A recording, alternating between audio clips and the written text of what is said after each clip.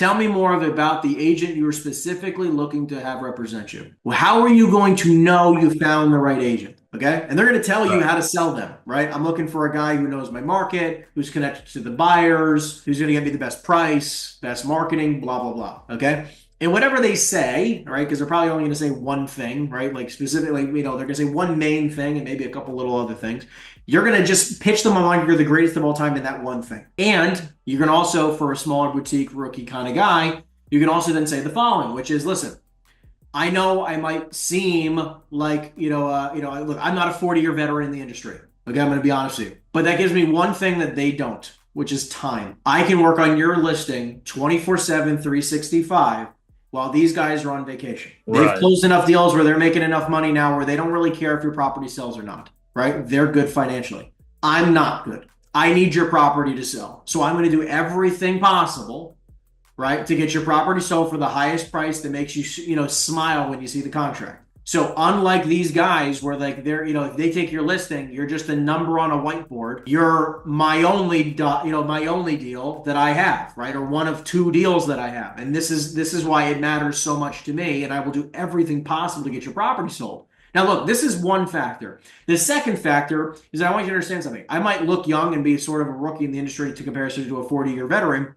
but I'm in relationship with the top 10 buyers in this market. The first thing I did, the only thing I did, was I went around before I started trying to help sellers just like yourself. I went around and I introduced myself to every top investment company in the local market. They know who I am by my first name. We've met face to face, right? We've gone out for coffee. Like I know these people. These people are, I can call them my friends today. So the first thing I'm going to do, if you give me the opportunity, is I'm going to speak to every single one of these people, right? And at the very end, you can try to close for the listing. And my secret weapon is saying, listen, if you're open to the idea, what I'd also like you for you to do, like if at the very end we close for this thing and he's like, listen, I still want to hear out the next guy, like he's still not closable. Okay.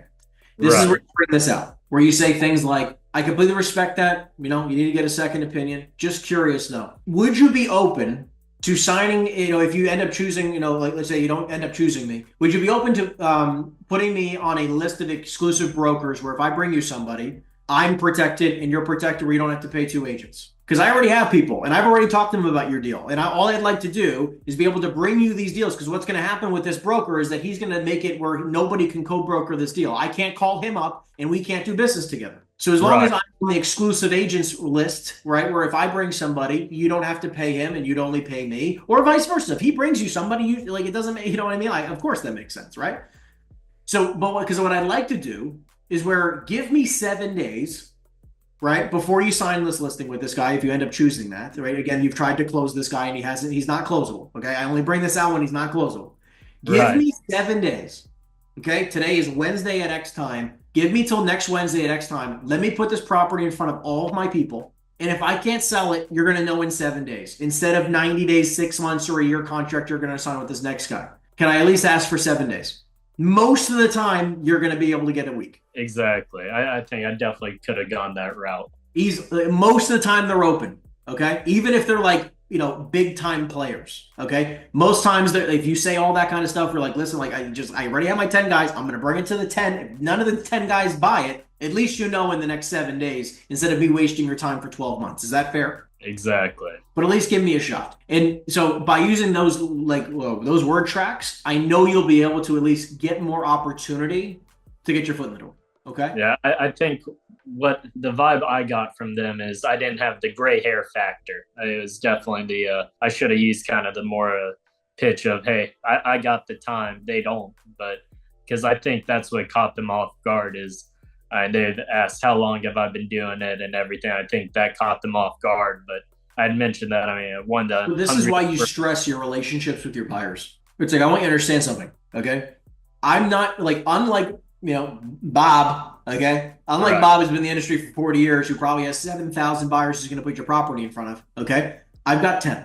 I don't need a year to know if I'm going to sell your property, okay? I've got 10 of the best buyers in this market. I'm telling you, I've spent the countless, like literally the last 12 months, okay, working the best clients in this marketplace. I know who buys the most properties in this area that of properties just like yours. Okay. I know all of them in this market. So maybe Bob has 2,000 buyers because he's built a database for 40 years. I have 10 people, but I know that 9 of the 10 are probably a great fit for your property. So would you at least give me the opportunity to put in front of these 9 before you do anything? This way you don't have to pay 2 brokers. You'll know, and I'll give me 7 days. Okay. I'm going to work the weekend. Like I'm working every day. I'm going to put this in front of them. I'm going to schedule at least 2 tours. You can count on me to do that. And I'm going to get you at least a contract in your hand. Are you open to doing that or giving me that opportunity for the next 7 days?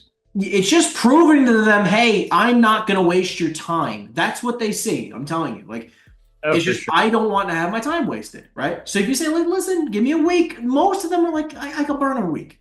You know what I mean? I would shift that. Now, the last thing I was going to say real quick here was also, okay.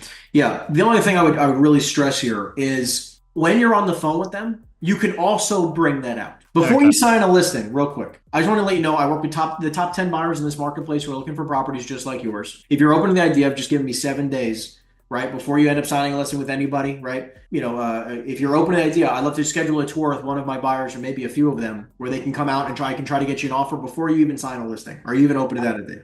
So both of those are fine. Whether you do it in face-to-face, can work or not, but we always recommend pushing the idea of give me the opportunity to put this in front of people. Now, look, if they're not look, I wouldn't stress that so hard if they're not like desperately looking to sell and, open to the idea listing anyways. Because most of the stuff we do is off market, right? Like I don't need to push these guys to sign a listing, right? And I also don't want to be like, please give me 7 days. I beg of you, I don't need to do that. So it's in the opportunity when it makes sense. It works like clockwork. Okay. Okay. I definitely like that strategy. It's something because once I get a property, I normally just shoot it off to whoever I can in my database that kind of fits that requirement. So that I think would have been a great route to go with that property. Yeah, like at least look, this way I don't even need the listing. It's like, look, we're both going to know if this is going to work out in 7 days. Exactly. Give me a 7-day listing. That I think will help you a lot. Next part here is you wrote down confidence on the phone for cold calling, knowing, and then is that blended with the same thing of knowing what to say on the or on the right questions to ask for cold calls? So elaborate a little bit more about like the specific part you mean. I've been told that I talk too much. So when I get on the phone, I've been trained to kind of give value. But then I've had other brokers in the office that listen to my cold calls and they say that I probably talk too much. I should have just asked one question, waited for the answer, because that answer probably would have answered 3 other of my questions, or the values that I kind of give where I start talking about the market of, hey, this property right next to you sold for 110 a square foot. And I just kind of ramble and tell too much detail where then maybe they have all the information to then reach out to whoever and they think that, hey, I know this value's here and I can probably sell it myself without paying a broker or something. I was having like this script or cadence of hit this point, that point. Have you downloaded my script book? I just did about 2 days ago, I think. Okay, cool. So I would just read it. Okay. It's literally what I say. Obviously I haven't heard you on the phone, so I can't confirm nor deny what your friends are, your broker friends are saying. But I would urge you to actually listen to game tape, record your calls on Zoom. Just anytime you're prospecting, record yourself on Zoom. And as soon as you had a conversation, all I want you to do is that like at the bottom of the screen, like I'm recording right now, you just click stop and then you click start again. And this way, when it transfers into files, it'll be broken down into the last conversation. You just scroll to the very end and you can listen to your last conversation very easily. And then it could just be little clips because you're just going to listen and you're not going to listen right away. You're going to save that for like that night or when you're at the gym and you're just going to listen to them while you're going. You're going to be able to just listen to yourself because it's hard to know in the moment what you could have said differently. Right. 1,000%. Yeah. So I would urge you to watch your game tape. If you want to record one and send it to me, I can do it. You can do that anytime you want. I would also urge you to, when you're on the phone, like let's just talk about sales for a second openly, right? Right. When you're using a sales script, sales is literally just asking a few questions in an order that drives a result. That's what sales is. So if you don't ask any questions because you're just rambling and saying statements, you're not actually in sales. You're an admin. You're a support help desk. Sales is, again, specifically asking questions in an order that drives a result. So what is the result you're trying to get? To understand what they'd sell their building for. Okay, great. Yeah. Cool. So if that's your objective, right, then every question should be leading towards that objective. So anytime you start talking about anything else that isn't getting you one step closer to X, Right. You're going off the deep end. Because it's literally just like, hey, Wes, this is Henry with the EXP Commercial. How you doing today? Doing great, thanks. So, yeah, Wes, I was giving you a call because I'm working with a property owner who's going through a 1031 exchange, and I was just curious if you'd be totally against selling the property. Yeah, I'm open to the idea. Okay, great. I'm just curious. Do you happen to have a number in mind? No, I've never really, I've thought about it. I've tossed it around. I don't really have a number in mind. What do you think my property's worth? Well, that's a great question. Instead of spitballing a number, why don't I do this? I'm going to be in the area on Thursday at 1. Do you happen to be at the, would you happen to be at the property? Yeah, I'm actually, I'm here most days. Okay, great. Thursday at 1 work for you? Yes, great. Okay, awesome. I'll see you Thursday at 1. Wonderful. Click. Okay. I'm like, if you want to set an appointment, if you want to, like, and again, like, in other cases, we can pivot and go 100 different directions, right? You can start asking more questions like, okay, like, well, actually, because in industrial, sometimes they're there. I'll say it this way. Let's say he's not there. I'm actually, look, I'm never at the property. It's an investment property for me. Okay, I can respect it. Just curious. So if you were open to the idea of selling, but you're not sure how much you're looking for, do you mind sharing at least some financial details so we can get a quick idea for you here over the phone? Yeah, I'm open to it. Great. How much is the property bringing in on a rough monthly basis? It brings in $20,000 a month. Okay, cool. $20,000 a month. Is that triple net or is that gross rents? Oh, okay, it's triple net. Everybody's on triple net leases. Great. What do the leases look like? Are they short term or are they long term? Most of them are on 2 to 3 years. Maybe the longest one's 5 years. Great. How many tenants do you have there? I got 2 tenants, or whatever they're going to say. And you're going to say, ask a little bit a lot more clarifying questions. And you say, okay, great. Just out of curiosity, towards the end of it, you go, have you gotten any offers? I'm imagining the calls like this all the time. So have you received any offers that maybe you've declined in the past? Yeah, the best offer I got was $4 million. I just think that's too low. Okay, well, I mean, like, so you declined $4 million.